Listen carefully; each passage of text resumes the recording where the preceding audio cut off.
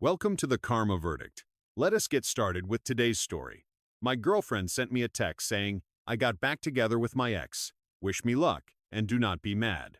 I replied, good luck. Then, I started dating her best friend, who had harbored feelings for me for a long time. 4 days later, my ex called me crying. I am Jake, 31, and she is Olivia, 29. We had been together for a little over a year, serious enough to have met each other's families, to have established our routines, and to have vaguely discussed what might happen next year.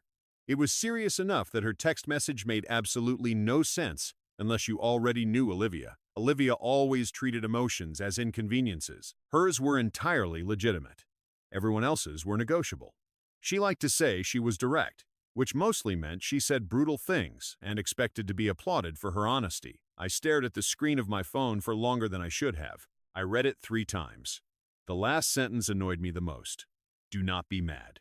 As if that was something she could pre-approve for me. I typed exactly 2 words.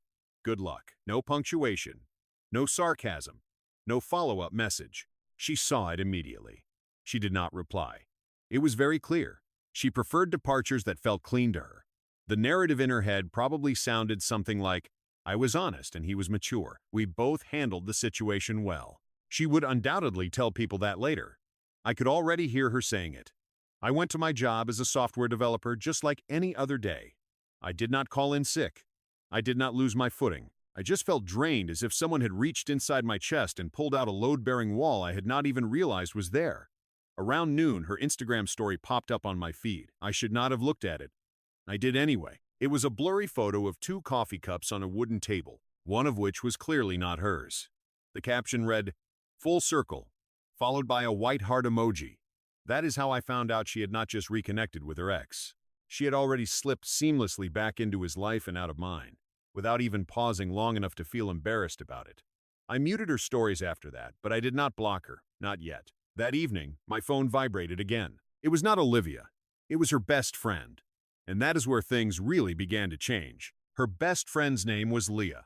She was 28 and lived in a cozy apartment over in the Wash Park neighborhood, completely across town from me. She was the kind of person Olivia always described with a slight, almost imperceptible condescension. Sweet but passive, too loyal, bad at picking men. I had known her for our entire relationship. She was always around, always supportive, always the one who remembered birthdays, who brought extra snacks to game night, who asked how I was doing when Olivia could not be bothered.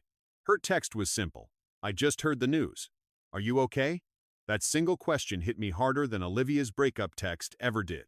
I did not reply right away, not because I was playing some kind of game, but because I genuinely did not know what to say. I am fine would have sounded dishonest. I am not fine would have sounded like an invitation I was not ready to extend. So, I opted for moderate honesty. I am processing, thanks for asking.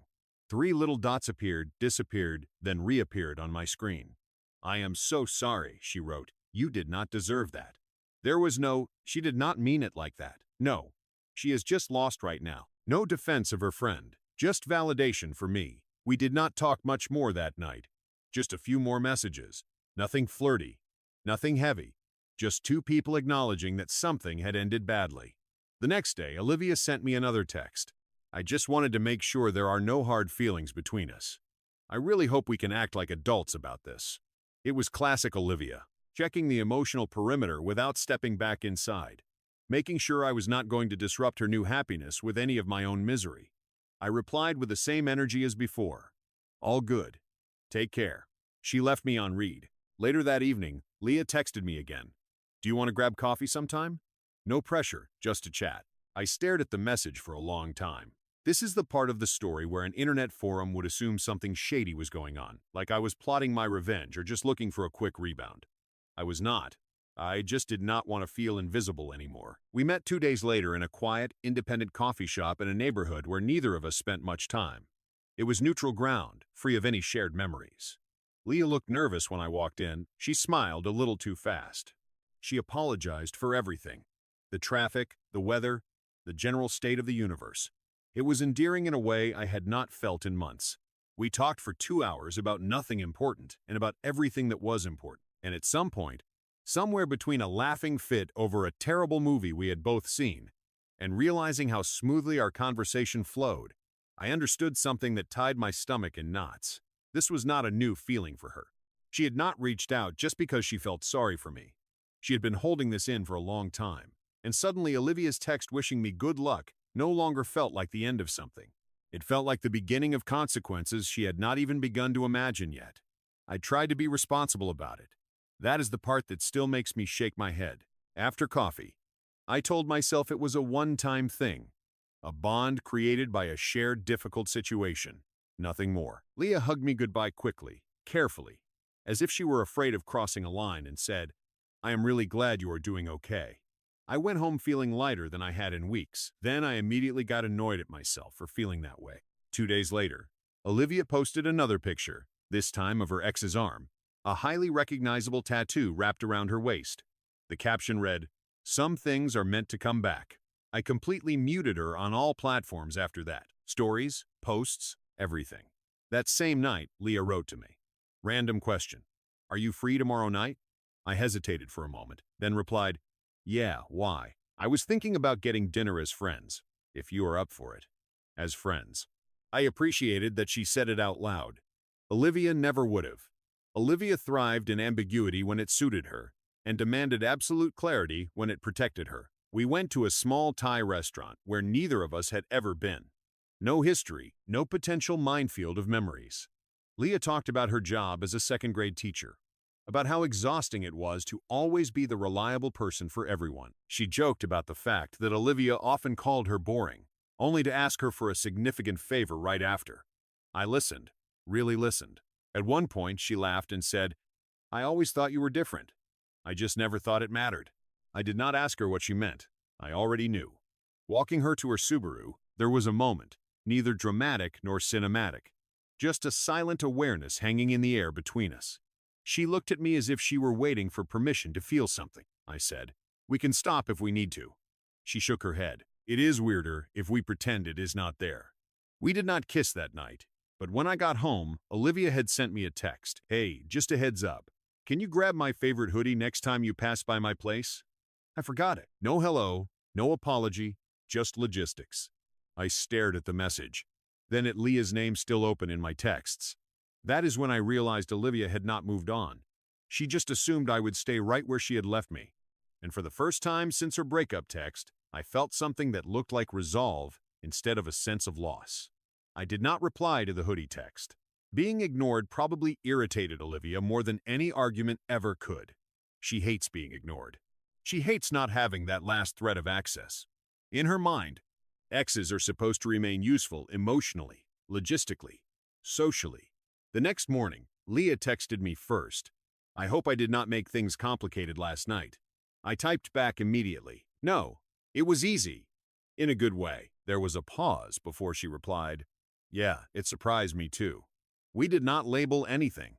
There were no declarations, no dramatic "what are we doing" conversations. We just kept talking. Coffee turned into long walks around the park. Walks turned into dinner again. Somewhere in there, the line between us quietly disappeared. That is all it took. On the 4th day, Olivia called. Not a text, an actual call. I stared at my phone as it rang, my chest tight. Not because I missed her, but because I knew exactly what tone she was going to use. Casual, slightly amused, as if she were checking in on a piece of furniture she had left behind in an old apartment. I picked up. "Hey," she said with an exaggerated cheerfulness. "So, funny thing, I stayed silent. I heard something kind of crazy," she continued. "You and Leah were out." I leaned back against the couch. "Yeah, we were just hanging out." I offered no explanation. Her voice changed instantly, becoming sharp, unmasked. "Are you serious?" "Yes." She laughed, but it sounded forced and fake. "Wow, that is fast. Do not you think?" I did not bother pointing out the timeline of her own actions. I did not mention how she had already gone back to her ex before dumping me over a text. Facts never mattered to Olivia unless they served her narrative. "You are not allowed to do that," she blurted out. "She is my best friend. You did not ask for my permission when you decided to get back with your ex." I replied calmly. There was silence, then a tremor in her voice. "You did this to hurt me," she said. That one almost made me angry. "I did not do anything to you," I said. "You moved on." "So did I." Her breathing became erratic. "I thought you would at least be mad longer." And there it was. the expectation. I was, I said. I just did not stay that way. She started crying then, real tears, messy and accusatory. You are supposed to be sad. She said through her sobs, you are not supposed to replace me with her. I closed my eyes. I did not replace you, I said softly. I chose someone who actually chose me. She hung up on me. And for the first time, I knew exactly how this was going to end for all of us. Olivia did not disappear after that call. She lost it. Within hours, my phone started blowing up. Not from her directly, but from mutual friends who suddenly wanted to check in. Carefully worded messages, as if they were afraid to pick a side in the unfolding drama. Is everything okay between you and Olivia? She seems really upset. I heard some things. I ignored most of them. Leah did not have that luxury. She told me later that Olivia had shown up at her apartment unannounced that same evening, crying, angry, and oscillating between playing the victim and the prosecutor. She kept asking if you mattered to me. Leah said quietly. Not in a curious way, but in a competitive way. It made perfect sense. Olivia was never good at losing attention, especially not to someone she subconsciously ranked below herself. Leah had always been a safe haven for her, the loyal friend who listened to her rants, validated her bad decisions, and never crossed any boundaries until now. The next day, Olivia texted me directly a long message. Multiple paragraphs, a complete emotional roller coaster. I cannot believe you would do this to me after everything we have been through. She knew how much you meant to me. It is a betrayal from both of you. I read it once and I did not reply. An hour later, another message arrived. I hope you are happy destroying friendships. That one annoyed me because Olivia did not actually care about the friendship. She cared about appearances, about losing control of the narrative where she was the main character and everyone else only existed in supporting roles. That night, Leah came over to my place. We did not talk much about Olivia. There was no need. The tension between us was not awkward. It was solidifying, as if something fragile had finally decided to hold its shape. At one point, she said softly, I was afraid you would think I was taking advantage of the situation. I looked at her and realized how different this was from anything I had known before. I feel chosen, I said honestly, not just out of convenience. She smiled then, not a triumphant smile, but a relieved one. 2 days later, 4 days after Olivia's breakup text, my phone rang again. It was Olivia, I answered. She was crying before I could even say hello. How could you do this to me? She sobbed. I thought we meant something to each other. I thought you would at least need some time. I remained silent. You did not even fight for me, she continued. You just replaced me. That is when I finally understood. She did not want me back. She wanted proof that leaving me still had an impact, that it still hurt. And she was not getting it. Olivia did not stop calling after that. She just changed her strategy. The crying turned into anger. The anger turned into sarcasm. The sarcasm turned into those strangely calm, manipulative messages that always started the same way. I am not mad anymore. I want some clarity. Clarity for Olivia always meant having control. I did not reply, not because I was trying to punish her, but because every conversation felt like walking back into a room I had already decided to leave behind. There was nothing left in there for me. Leah, on the other hand, was taking it harder than she let on. Olivia had been her best friend for almost a decade. They had been roommates in college, shared countless inside jokes. Losing that was not just collateral damage for Leah, it was a real loss. She told me I stabbed her in the back, Leah said one night. Sitting on my couch with her knees pulled up to her chest, she told me I was just waiting for my turn. Were you? I asked carefully. Leah shook her head. I liked you, yes, but I never crossed the line. I respected her. I respected you. I took her at her word when she ended things. Olivia always liked to rewrite history once it no longer served her. In her version, Leah was not a friend who had developed feelings for the wrong person. She was a traitor who had been plotting this all along. The next morning, Olivia finally said the quiet part out loud. She texted me, "So, you just got yourself a downgrade." That word, downgrade, told me everything I needed to know. She did not see Leah as a person. She saw her as someone beneath her in the invisible hierarchy she had built in her head. Someone I was not supposed to want. I replied for the first time in days, "It is not about making comparisons." She replied instantly, "To me, it is. Obviously." That afternoon, Leah got a call from Olivia's ex, the same one Olivia had gone back to. Apparently, Olivia had not stopped fighting with him, crying constantly. and accusing him of ruining her life. He had already started distancing himself from her again. The irony of the situation was not lost on us. Olivia was burning bridges fast, but she still assumed there would be something solid left behind for her to lean on. This time, there was not, and the more she realized that her boyfriend and her backup plan were both gone, the more frantic she became. I could feel the pressure building. The explosion had not happened yet, but it was definitely coming. The explosion happened 2 nights later. I was at Leah's apartment helping her make dinner. Nothing fancy, just some pasta and a badly chopped salad. When her phone started vibrating on the kitchen counter, she glanced at the screen and froze. "It is Olivia," she said quietly. It rang over and over again. Leah did not answer. Instead, Olivia called me. I went into the hallway and picked up. "What the hell is wrong with you?" Olivia immediately snapped. "No hello, no tears this time, just pure fury." "I am not going to get into this with you," I said. "Oh yes you are," she retorted. "You think you can just move on as if I never mattered with her?" And there was that word again. Her. As if Leah were just an accessory. "You dumped me," I said flatly. "You told me you got back together with your ex and wished me good luck. I did not think you were actually going to replace me," she yelled. "Normal people do not do that." "I did not replace you," I replied. "I accepted what you told me." She let out a piercing, unhinged laugh. "Accept? Do not flatter yourself. You were supposed to be hurting. You were supposed to need time." "That is not my problem," I said. She went silent for a second, then lowered her voice, taking on an icier tone. "You know she is just doing this to get back at me, right?" I clenched my jaw. "Do not talk about her like that." "Oh, please," Olivia scoffed. "She always wanted what I had." "You are just the latest example."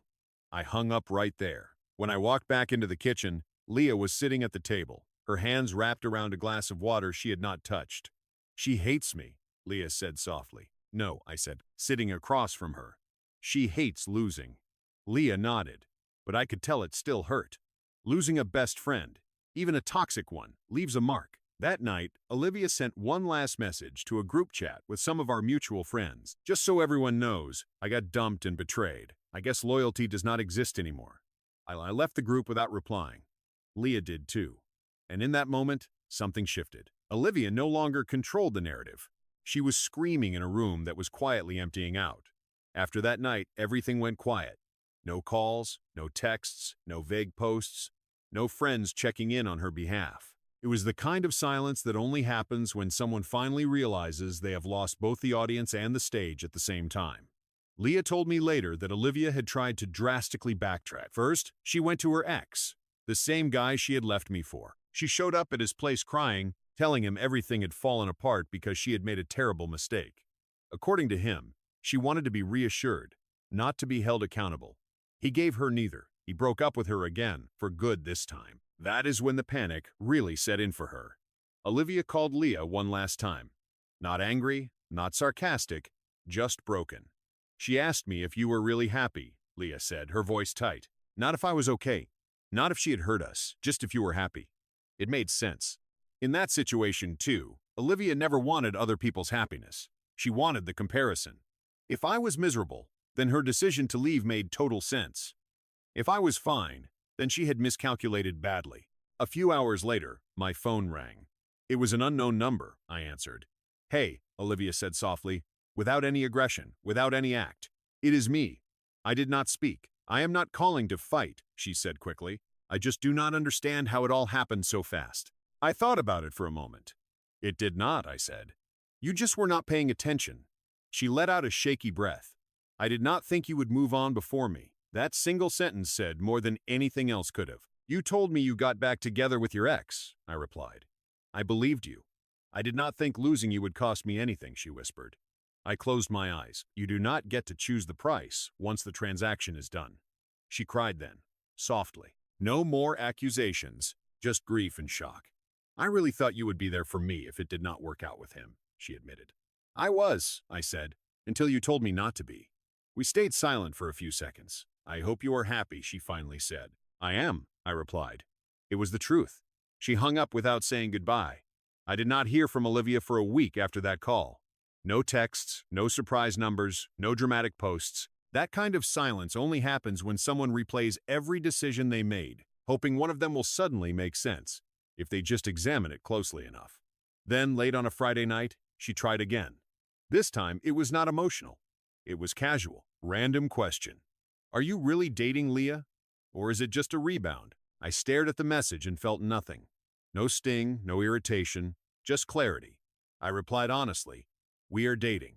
3 little dots appeared, disappeared, then reappeared. Wow. So, it is serious?